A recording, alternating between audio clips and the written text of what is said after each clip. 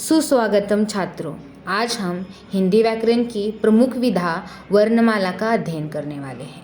देखो छात्रों, वर्णमाला केवल हिंदी नहीं, कोई किसी भी भाषा का अगर हमें अध्ययन करना है, उसे पढ़ना है, समझना है तो हमें आनी चाहिए वर्णमाला। इसलिए आज हम मानक देवनागरी की वर्णमाला अर्थात जो वर्णमाला हम हिंदी अध्ययन के लिए उपयोग में लाते हैं उस वर्णमाला का आज हम अध्ययन करने वाले हैं, जिसके अंतर्गत स्वर व्यंजन का समावेश होता है। उसके साथ ही हर स्वर, हर व्यंजन, हर वर्ण कैसे बनते हैं, इनके उपनाम क्या है, इस सभी चीज़ों का आज हम अध्ययन करने वाले हैं। तो शुरुआत करते हैं हम वर्णमाला से। तो पहले हमें समझ कि वर्ण क्या होते हैं, वर्णमाला कैसे बनती है। अगर हम वर्ण की परिभाषा देखें तो ध्वनियों के वे मौलिक सूक्ष्मतम रूप जिन्हें और विभाजित नहीं किया जा सकता उन्हें वर्ण कहा जाता है। वर्ण के मौखिक रूप को ध्वनि एवं लिखित रूप को अक्षर कहते हैं। जैसे अगर मैं अ का उच्चारण करती हूँ तो जो मेरे मुख से वर्ण बाहर निकलता है उसे हम मौखिक रूप कहते हैं। और अगर जैसे मैंने नीचे लिखा है क ख ग अ, ये वर्ण क्या किए गए हैं, लिखे गए हैं, इसे लिखित रूप कहा जाता है। तो किसी भी शब्द को अगर हम विभाजित करें तो हमें इनमें छुपे हुए वर्ण का पता चल जाएगा। उदाहरण के लिए हम देखते हैं सभा, स उसको हमने हलंत लगाया, फिर अ, फिर भ लिया, फिर आ लगाया। तो इस प्रकार से हम अगर किसी शब्द का विग्रह करते हैं तो उनमें कौन से शब्द है इसका हमें पता चलता है। तो हमें पता चला वर्ण क्या है। अब हम देखते कि वर्णमाला क्या है। वर्ण और कुछ नहीं अभितु केवल मात्र ध्वनियों का चिन्ह रूप होता है। तो वर्ण के साथ ही इनका समूह जो बनता है इसे हम कहते हैं वर्णमाला। वर्ण और वर्णमाला में क्या अंतर होता है? विश्व भर की सभी भाषाओं की अपनी वर्णमाला है। इनके आधार पर ही किसी भाषा का साहित्य निर्भर होता है। साधारण शब्दों में समझे तो यह भाषा की सभी अक्षरों का समूह होता है। जैसे अगर हम हमारी हिंदी की बात की जाए तो अ से लेकर ग तक पूरे जो ये वर्ण का समूह है इसे हम हिंदी की मानक वर्णमाला कहते हैं।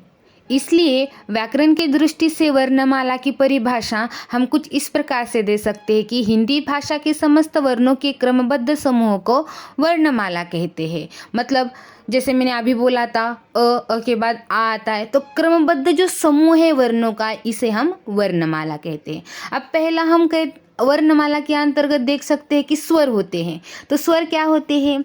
हिंदी वर्णमाला में समस्त वर्णों के व्यंजन को दो भागों में विभाजित किया जाता है। जैसे पहले है वह स्वर और दूसरे है व्यंजन। पहला अगर हम स्वर देखें तो स्वर अ, आ, ई, उ, रू, ए, ऐ, ओ, औ, ऐसे कुल 11 स्वर है। इन स्वरों के साथ ही व्यंजन, आयोगवाह, संयुक्त व्यंजन आदि का समावेश वर्णमाला में देखने को मिलता है। तो पहले हम समझते हैं स्वर। स्वर को इंग्लिश में हम वॉवेल्स कहते हैं। स्वर अभी क्या होते हैं? स्वर वो शब्द होते हैं जिनकी उच्चारण के लिए किसी अन्य व्यंजन की या किसी अन्य स्वर की ज़रूरत नहीं होती है। मतलब एक प्रकार से वह स्वतंत्र रूप से बोले जाने वाले वर्ण होते हैं। इन्हीं मूलतः हिंदी में जो है 11 स्वर हमें देखने को मिलते हैं। इसके साथ ही हिंदी भाषा में एक स्वरों के अगर हम भेद देखें तो रू जो स्वर है इसको अर्ध स्वर माना जाता है। अंततः इसे स्वर में शामिल किया गया तो है, लेकिन हिंदी भाषा प्राय रू और रू का प्रयोग नहीं होता है। रू और रू का प्रयोग प्रायतः संस्कृत भाषा में होता है। और आह को भी स्वर में नहीं गिना जाता, लेकिन बहुत सारे छात्रों को ऐसा संभ्रम है कि और आह भी स्वर है। इसलिए हम इस प्रकार से कह सकते हैं कि हिंदी में मात्र 10 स्वर है, लेकिन कहीं कहीं हमें जो ह्रस्व ऊ है उसका उपयोग देखने को मिलता है।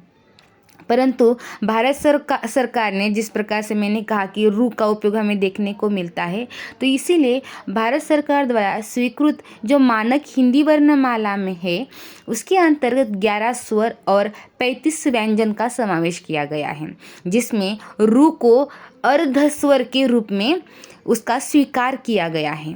हालांकि पारंपरिक हिंदी वर्णमाला में तो 13 स्वर और 33 व्यंजनों से बना मानी जाती है। अक्षर में अह अर्थात और आहा अर्थात आहा को हम पारंपरिक हिंदी के स्वर और मानक हिंदी व्यंजन के रूप में गिना जाता है। यदि अ और अ नाम की विदेशी ध्वनि शामिल करें तो हिंदी के अंतर्गत 11 अधिक 2 अर्थात 13 स्वर होते हैं।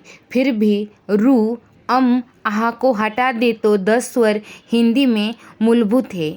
यदि हम रू आहा को हटा दे तो स्वरों की संख्या 10 होगी, परंतु भारत सरकार द्वारा स्वीकृत 11 स्वर है, जिसे रू को अर्धस्वर की गिनती में शामिल किया गया है। अभी छात्रों, आपने देखा किस प्रकार से 11 स्वर को हमने स्वीकार किया है। इसके साथ ही आपके मन में जो विचलित भाव होगा कि 10 स्वर है या 11 है, वो अभी ज़रूर ख़त्म हो गया होगा। तो आगे बढ़कर हम स्वरों के भेदों का अध्ययन करते हैं। मूलतः स्वरों के 2 भेद देखे जाते हैं। पहला है ह्रस्व स्वर और दूसरा है दीर्घ स्वर। ह्रस्व स्वर के अंतर्गत अ, ई, उ एवं रू का समावेश होता है, तो दीर्घ स्वर के अंतर्गत आ, ई, उ, ए, ऐ, ओ, औ का समावेश किया जाता है।